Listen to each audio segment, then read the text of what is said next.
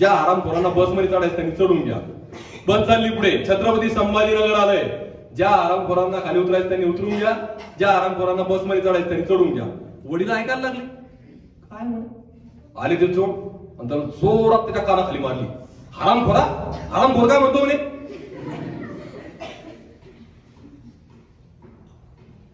मग राग आला वडिलांना, अजून 10-12 फटके दिले त्याला.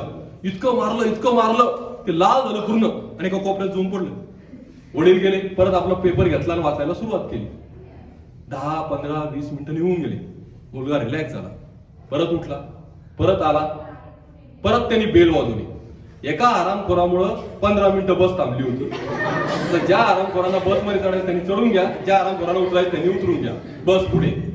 आता माझा मुद्दा काय आहे, त्या मुलाची काही चूक आहे का? त्या मुलानं हा शब्द वापरला, त्याची काय चूक आहे मला सांगा तुम्ही. बिलकुल चूक नाहीये, कारण त्यांनी जे ऐकलं